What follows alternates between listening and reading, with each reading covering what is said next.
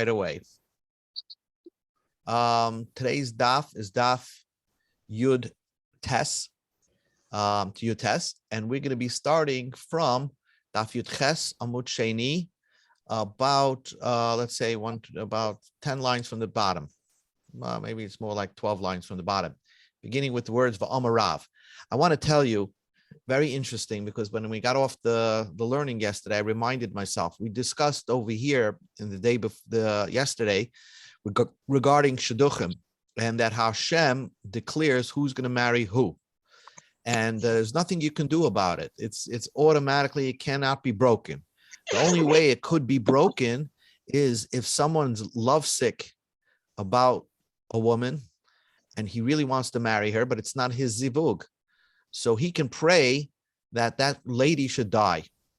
And because of that, that lady will never marry her zivug because somebody else prayed that she should die. So therefore, we allowed people to get married, to get engaged on Chol Hamoed, which technically should not be permitted, because of this concept of Shema Yakdumenu Acher. Somebody is going to Shema Yakdumenu Acher Barachmim. By praying, somebody is going to beat you to the punch, so to speak. Pray that your zivug passes on. So you might as well take care of it as soon as you can, even on Chol Hamoed. I want to say that I just reminded myself of my grandfather once told me that before the war, he had a cousin that was engaged to this girl, and he not engaged. He was really lovesick about this girl and really wanted to marry her. And the parents did not want it. They couldn't get along with each other, so they refused the marriage. They had, they felt that this was not a tziga pasta shidduch. So he got married before the war and had a child, and she got married.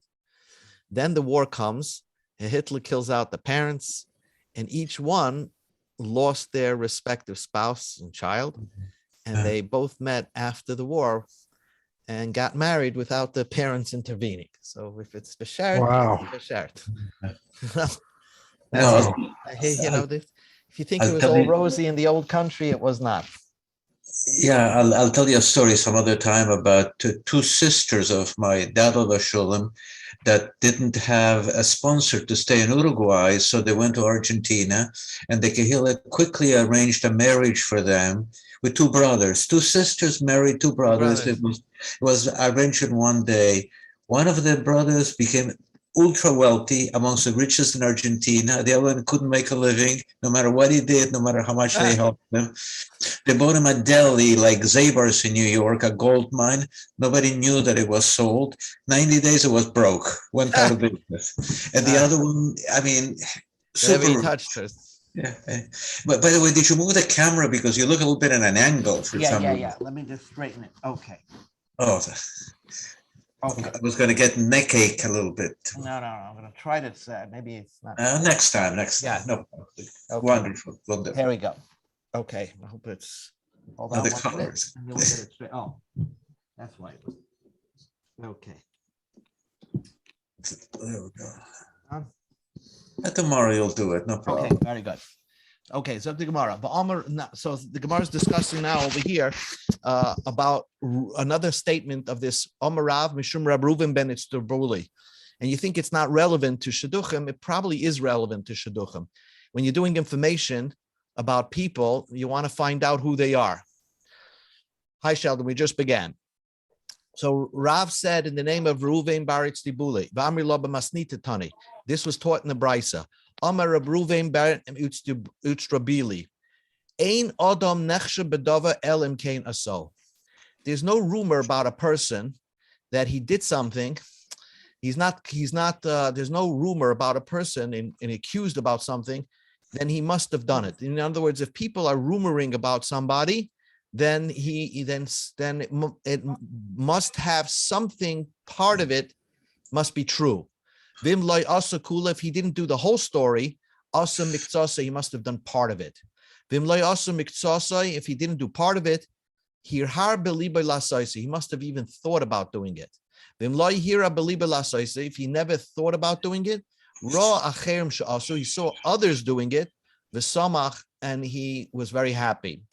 So basically what he's saying is that wherever there's smoke, that they're accusing, that, there's rumors about a person, you can assume that he has some part of it might be true. Mosiv Rabbi Yankov. Rabbi Yankov says, we have a question. Is that always true? Wherever you rumor about somebody that it must be true, the Chumash, the Tanakh tells us a pasuk by Yechepu b'nei Yisrael, the Jewish people fabricated dvarim, things ashaloichein al Hashem elkim, things that can never be about God. They fabricated stories about God. So we see that you can make a rumor about something, someone, and it could be totally false. So the Gemara says, "Hosam hu lahachas hu David." The Jewish people wanted to anger God, but really everybody knew that it cannot possibly be true. So it's only if there's a rumor about a human being, you can always assume that there's some truth to it. And that's always when you're doing research into somebody, if you hear something, there must be something true about it. You have to be concerned about it. Toshma. Well, is that always true? The pasuk says, "Vayikanu leMoshe b'machane l'Aaron kadosh Hashem." That's the pasuk. And what does this pasuk mean? So Rabbi Shmuel Bar Yitzchak Amar Belami, this pasuk teaches you shekol echad, every Jew kinei la'osh lishta mi Moshe. Every Jew suspected Moshe of having an affair with his wife. That's what the Chumash says. And therefore, is it possible to say Moshe Rabbeinu had an affair with women? So how could this be true? So the Gemara says, Hasham mishum sinahu David. They were expressing hatred towards Moshe. Obviously, deep down, they knew that it could not be true. It's Moshe Rabbeinu. Toshima, come in here. Rabbi Yossi says, Yehei chelki, I wish this to happen to me. If they accuse me with something, the ain boy, and it never happened. I want people to accuse me for something, and I know for sure I never did it. The Amar Papa said, Lididi chashtin, it was somehow people accused me of something. I never did it. Whatever it was, Rapapa, there was a big rumor about Rapapa, and Rapapa said, I never did it. So you just told me whenever there's a rumor about somebody, we can assume that he did it. And Rapapa said that I had such a situation and I never did anything. So what's the story? So the Gemara says, Loi kasha, it's not difficult. Ha, bakala the pasuk. If you have a rumor that continues on, that interrupts, that there was a rumor, a short rumor for a little bit, and then it stopped, then it's not true. That's what happened to Rapapa. But what we're talking about is a rumor, bakala the Loi pasuk. Everybody keeps talking about this situation, a rumor, and therefore it didn't stop. There was no rumor on the contrary. There was no opposing voice. So therefore, there you have to be concerned that it's possibly true. The kol delay posik ad kama. How much is a rumor that doesn't stop? How long does the rumor have to persist? Amar Abaya said, Amrli im, my nurse told me, Dumid Damasa, the local rumors, the local gossip is Yom Palga. If you have a rumor that persists for a day and a half, everybody's buzzing about this rumor for a day and a half, it must be true.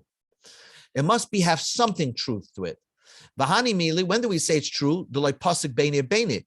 That means it was straight for a day and a half. People were buzzing about it. Avo pasuk beini, but there was an interruption that people, let's say, for a half a day decided they're not talking about it.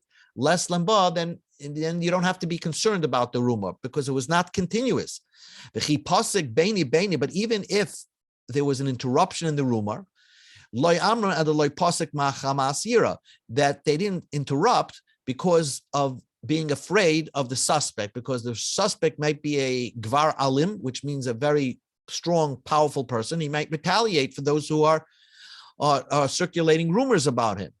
But if it was interrupted because people are afraid that the suspect, the subject of the rumor, will retaliate, then that could still be a baseful rumor. We didn't say even if it interrupts. Let's say a rumor went for a day, then it stopped. There was an opposite voice and it stopped. There's no rumor stopped, but then it started. It didn't start up again. then we say it's a baseless rumor. It didn't start up again. But if it really started up again, law, then we say that if it starts up again, that there's something there's some basis for this rumor. If the person has no enemies, so if a person has no enemies, then we can assume that there's some basis to the rumor. But if a person has known enemies, so even if you hear a rumor about a person, we can assume that he has enemies that spread out this rumor, so that might not be true. You don't have to be concerned about it. So it's interesting Gemara about what to do about rumors. The whole Wall Street is based on rumors, and they say don't wait till the news comes out. If you hear something rumor, it might be the time to sell. Anyway, back into Chol Hamoed. Zok the Mishnah. Ein koisvin shitrei chai b'moed. We know you're not allowed to write on Chol Hamoed, but you're allowed to lend each other money, even though the person doesn't need the money for Yom Tiv. He's going to use it for after Yom Tiv, but that's not business. You're allowed to lend somebody money, but you're not allowed to write down the loan document on Chol Hamoed. So ein koisvin shitrei chai b'moed. You're not allowed to write the loan document on Chol Hamoed. But v'im einam amina, if you wouldn't lend this person because you don't trust him without writing this document, even though he needs the money for after Chol Hamoed, but now you can get to speak to him, it's a davar ha'aved, you're allowed to write it. Or suppose you trust the guy, you would lend him without a document, but there's a cipher there, and he needs the living. He has nothing what to eat. He's a poyel. So then, you're permitted to write this loan document on Chol Hamoed. Now the Mishnah says, Ein kaisvim svarim tefillin umezuzas b'moed. You're not allowed to write a Sefer Torah, tefillin, umezuzas Chol Hamoed. That's a professional type of writing. You're not allowed to write that on Chol Hamoed. Even tefillin, which you're going to be used probably after Yom Tov, you're not allowed to write them, even though it's a dvar mitzvah. The ein magian ois achas afilu b'sefer azrara. Even in the Sefer Torah that's in the Azara, there's a Sefer Torah in the Beis Hamikdash that was used once a year when the Kohen Gadol would read from it on Yom Kippur. So on Yom Kippur, since it's not a Tzorech Yontiv, you're not allowed to make a correction and correct that Sefer Torah if it needed some fixing, because again, you're not allowed to write anything in a Sefer Torah not allowed to write Sefer Torah on Yom Tiv, on Chol Hamoed. Rabbi Yehuda argues, and he's more lenient. He says, "Koisev odan tefillis umezuzas la'atzmi." You're allowed to write a tefillin and mezuzah for yourself. That means even if you're putting on tefillin Chol Hamoed, so it's a tzarech yontif. But even if you don't put on tefillin Chol Hamoed, you're allowed to write tefillin and mezuzahs if you're going to use it. It's your mitzvah. It's a mitzvah, and because it's a mitzvah, even though you're not going to use the tefillin until after Yom Tov, you're permitted to write these things on Chol Hamoed. You're allowed to spin the wool, not just the tchelis, but any of the wool in a shinui. To make tzitzis, you have to make those. If you look closely at your tzitzis, you'll see it's a very spun string. You're allowed to spin that string on your lap, not with your hand between your fingers and with an instrument, but you do it somehow on your lap in a not normal manner. You're allowed to do that, make tzitzis. We're going to see more of that in a second. Tana Rabbanan, the rabbis taught, Kaisav Adam Tefillin Mezuzas L'Atzmai. You're allowed to write tefillin and mezuzahs for yourself, right? And you're allowed to make tzitzis, spin the wool to make the strings. You're allowed to do it if the wool is on your lap, but not with an instrument. And you're allowed to write tefillin and mezuzahs to other people, b'toiva, without taking any compensation for it. You're doing somebody a favor, you're allowed to even do that. Divrei Reb Meir. So says Reb Meir. Rabbi Yehuda says, Ma'arim u'moiches shaloi v'choisav v'choisav la'atzmon. He says you're allowed to sell your own tefillin to your neighbor and then write for yourself. In other words, you can't write for somebody else. But what you can do is if you have your own tefillin, you can sell it to somebody else and write one for yourself again. And even though you didn't have to sell yours, but that's he holds, this would be permitted. He's more machmid than Rabbi Yehuda. Reb Meir says you're allowed to do for other people, even without compensation, you're allowed to write. Rabbi Yehuda says you can't write for somebody else. Rabbi Yossi says, he says that you're allowed to, if you're a cipher, you can write and sell tefillin and mezuzahs if you need the extra income. In other words, if you have nothing what to eat, certainly you're allowed to do it. But we're talking about over here is if you want extra income, you want an extra profit, so then it's permitted to do so. So Rabbi Yossi is the most lenient. I relate Rav Chananel. Rav gave a psak for Rav Chananel. It was Rabba Babachona that gave this psak halacha. The law is halacha. A person's permitted to write tefillin and mezuzahs if he needs extra income. If he needs extra income, like Rabbi Yossi said, the most lenient. Then we said in our Mishnah, the toiva al yerechet chelis. You're allowed to spin. So if we look at the picture over here on the tefillin, on the picture here on the screen, there are two ways to spin a thread. Either you could put a rock, which is not the normal way, but it's somewhat semi-normal. It makes it easier. You take a rock and spin the rock, and somehow you're spinning the thread, or you use a spindle, and somehow this is the most professional tool.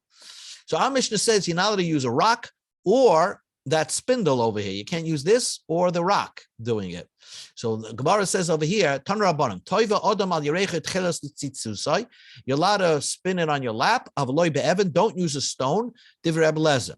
The Chachamim go one step lenient. Af be'evan. You're allowed to use a stone. So that's the Shita of the Chachamim and Rabbi Lezer. Rabbi Yehuda has a different version of the machlokes between Rabbi Lezer and the Chachamim. Rabbi Yehuda he said in the name of Rabbi Lezer that Rabbi Lezer permitted using be'evan, a stone, avloi bepelach, not a spindle. The Chachamim, and therefore the Chachamim is always much more lenient than Rabbi Lezer. They say bein be'evan, bein bepelach. You're allowed to use a stone or a spindle. You're allowed to spin the tzitzis in the normal fashion. Amar Rabbi Yehuda, Amar Shmuel, v'chein Amar Rabbi Chia bar Abba, Rabbi Yochanan. Halacha, the halacha is bein be'evan, bein bepelach. You're allowed to spin tzitzis whether using a stone or a spindle. The halacha is, and regarding writing tefillin, koisiv kedarko yemoicha kedei panasasai. You're allowed to write tefillin and mezuzahs normal and sell it if you want the extra income. Okay. Now, for the rest of the Masechta, Be'ez Hashem will be finishing this Masechta next week. We'll discuss the halachas of Avelis. Just to recap, the halachas of Avelis are similar to the halacha of Chol Hamoed in that you both can't take a haircut, at least if you're oval for 30 days, and do a wash for at least 7 days. You can't do washing. So we know that there are basically 4 steps, very important 4 steps. The first step is that when a relative dies, a person becomes what is known as an oinen. An oinen means that you don't have to do any mitzvah aseh. There's no mitzvah aseh. But you're not allowed to eat kachim, but in Chazal and the Rabbanan said you're not allowed to eat or drink wine, but you can't put on shoes. You can't take a haircut. As long as the levaya didn't happen and they didn't bury the person, you are an oinen, that first day of death. Now, even when you come home after the burial of the person that day, so presume if you buried that person, let's say at noontime, he died in the morning, you buried him at noon, then the rest of the day you might be an oval midaraisa. That's called the first day of Avelus. And that day, you don't put on your tefillin. So that day, as we learned before, that you don't put on your tefillin for that first day. You skip putting on tefillin. But once you're an oval, once you did the burial, you become an oval. So now you have to take off your shoes and you can't take a haircut. Now you can't wash. Whereas before the levaya, you were permitted to wash and take a haircut and whatever you want to do before the levaya. But after they buried, the first day, you might be an avodaraisa. Then there's the first 3 days where you have to be intense avelus, and then there's the rest of the 7 days. And as you know, shloishim is when you get up from avelus, you're allowed to do all those. You're allowed to. By the way, during your oval, you're allowed to eat meat and drink wine, of course. But when you're an oinen, the day of death, you're not allowed to eat meat and drink wine. So it's also, but this one is mutter by that one. That's the way we will look at it. So let's read the Mishnah. Somebody just buried his dead. So now he becomes an aval. Okay, so he takes off his shoes and he's not allowed to take a wash. I'm certainly not allowed to take a haircut. But what happens, this happens 3 days before Yom Tif. So then he already experienced the 3 days of intense avelus. So Batla Heimenu Gzeira Shiva. That means that once Yom Tif comes, you don't have to complete the Shiva anymore. That's it. Yom Tif, Simchas Yom Tif overrides the Shiva.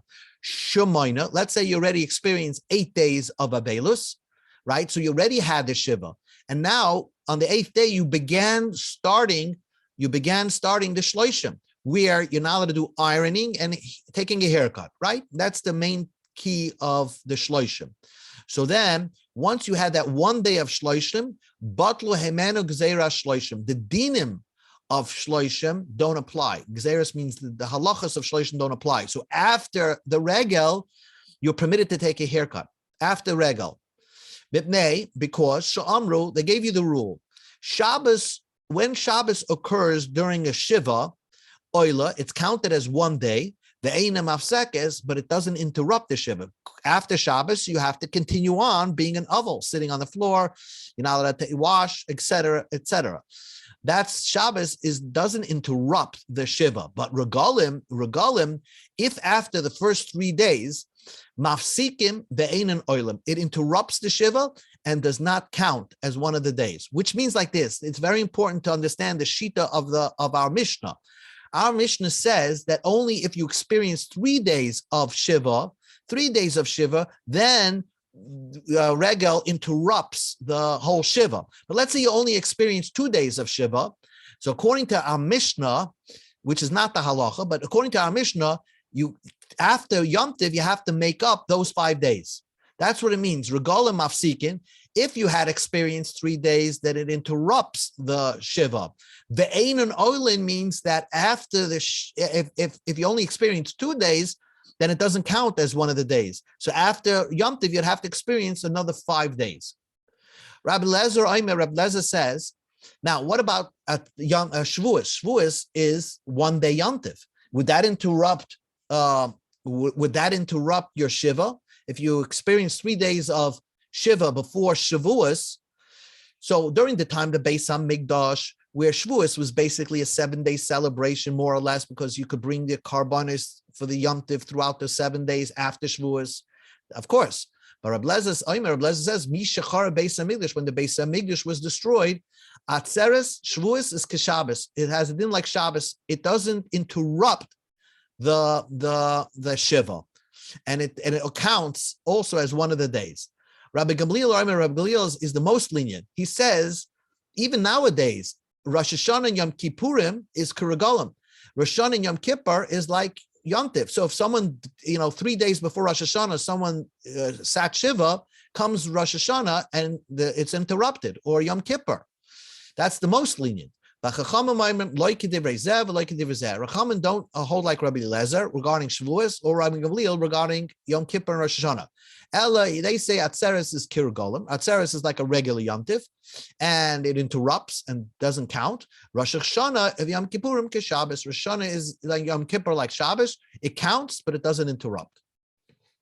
So now the Gemara Mishnah said. Now, obviously, you're probably most familiar with the halacha that if you just spend 1 hour before Yom Tiv of Shiva, the whole Shiva is over once Yom Tiv comes.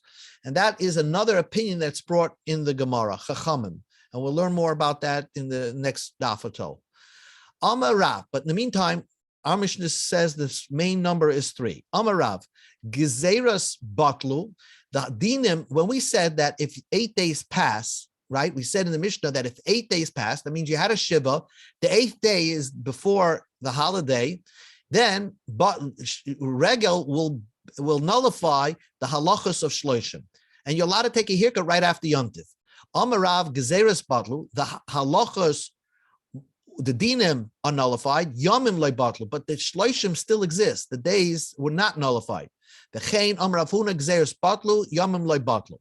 Rav Sheshes Amar, Rav Sheshes says Afilu Yomim Nami Batlu.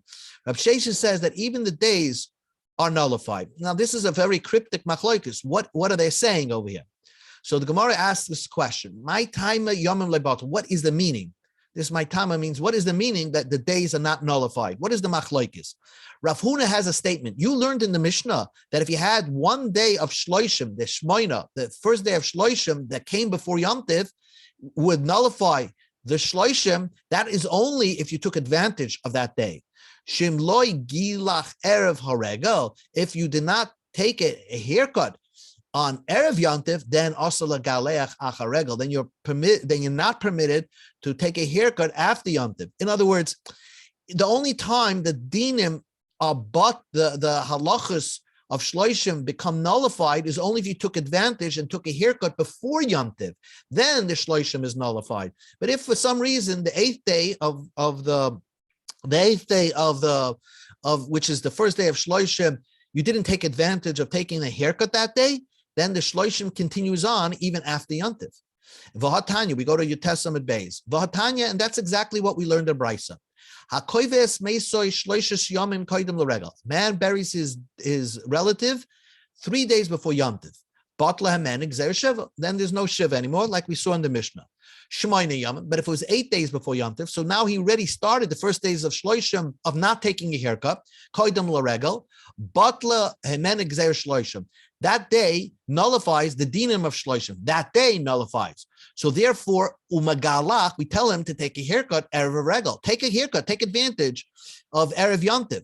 But im loy gilach erev haregel, if a person did not take a haircut erev yontiv, also legaleach acha haregel. You're not permitted to take a haircut after yontiv. That's the halacha.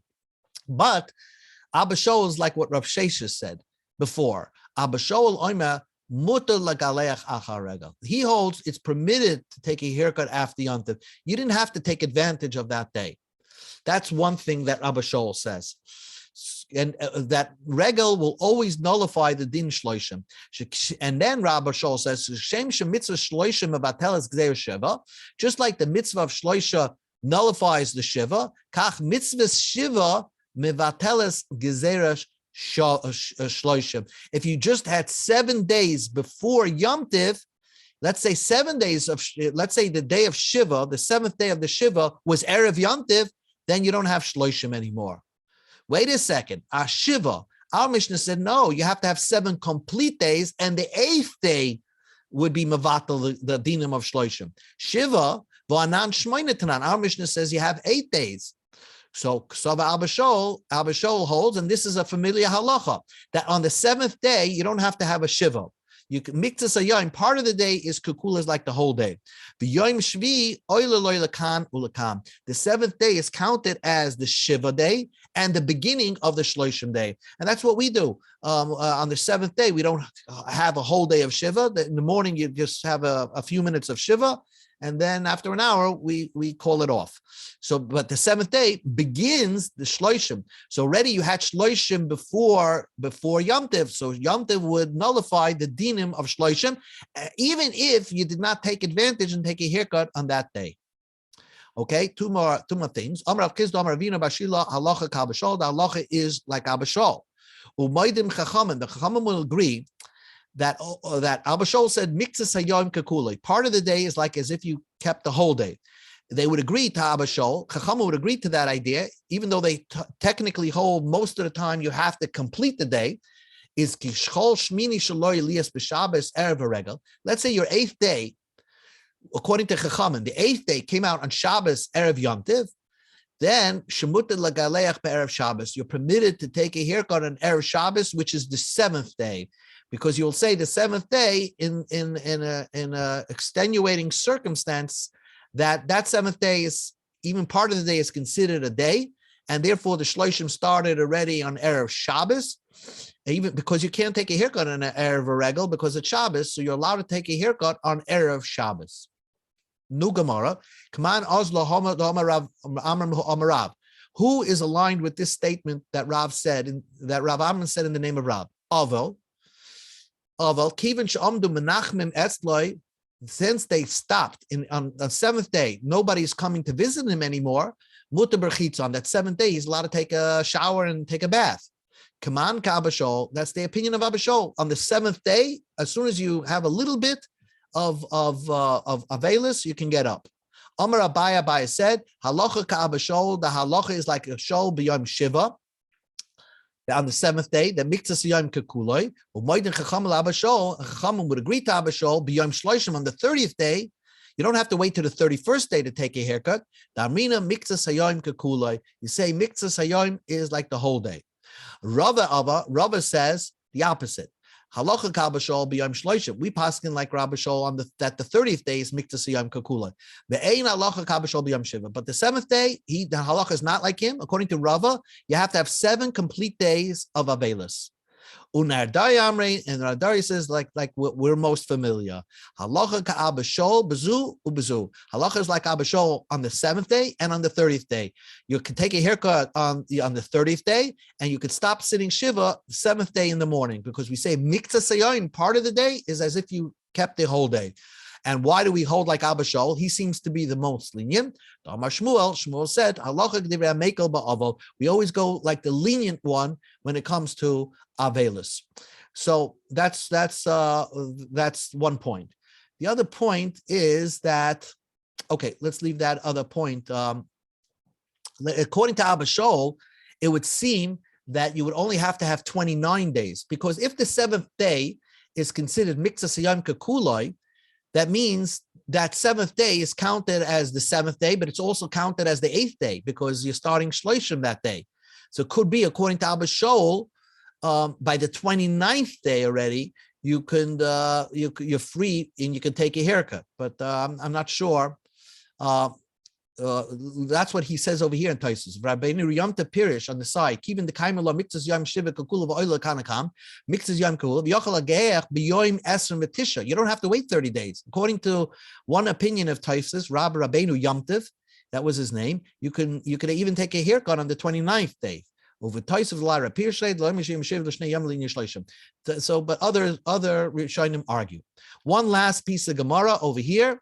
The question over here is, we already saw where the source of Shiva, 7 days. Where's there a source? It's a pasuk in a Navi that says Hashem is going to turn your Yom Tovs to an oval. So it juxtaposes a Yom Tov to an oval. Yom Tov is 7 days, Avelus is 7 days. But what do you see that for 30 days, you're not supposed to take a haircut? Shloishim Yom Olam. So where do you see the object of 30 days? So Yala Para Minaza. We learned out Gzeira Shava Para from Naza. Ksiv Hoch, it says over here that when it talks about the Avelus that Aaron and his children, Aaron had to keep because he lost his children, Nadav Avihu, Roshechem Al Tifra'u. So it says, you're here, Al Tifra'u. So Avelus has to do with Para. Uksiv Hasam Gadol Para Saroshe, that a Nazir has to grow a Para. Malahalan, just by a Nazir, has to deal with his hair for 30 days. Afkan, an Aval, has to deal not taking a haircut Shloishim Yom.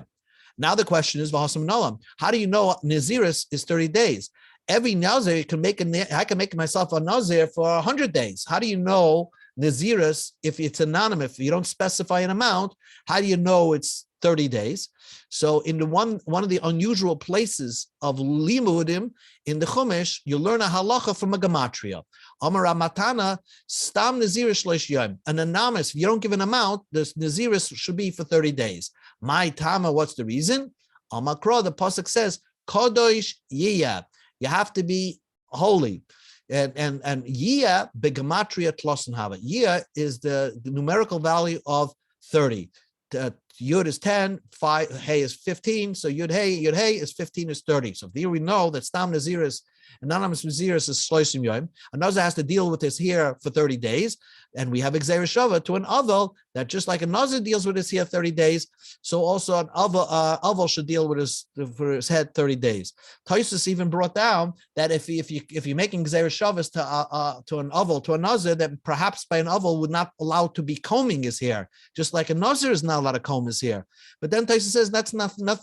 It's not relevant. The Nazir is not allowed to comb his hair because he's not allowed to rip out a hair even with his fingers. And Aval, it's just for beauty. So therefore, he can't take a haircut, but certainly he can comb his hair. An Aval could comb his hair. Okay, very good. We'll continue on with this. Thank you so much. Okay. Good night. Great night. Baruch, I thought a Nazir was not supposed to cut his hair, but he cannot comb his hair either. That's what Taisa says over here. Yes, Oimrim so Aser la'ava liyasorik roishay lachas Shiva mishum, because the Gemara says a Nazir can do this and this. Avaloi soirik, he's not allowed to comb his hair. So people were saying that an oval should not comb his hair because just like a Nazir can't comb his hair. Right. But then what happened to them? What? Where did we leave off? We're leaving off over here about like 10 lines of 11 lines from the bottom of Yutes Amud Sheni. Amar Rav Huna Berei de Rav Yeshua. It's a new Gemara, so we didn't go into it. The whole sugya. Maybe you can change the light back to the way it was. You look so different tonight. Yes, I'll try to do that for tomorrow. Yeah, tradition, Baruch. Yes. Okay. Shekoyach. Thank you. Good night, everybody. A gute Nacht, Baruch. Schönen Dank.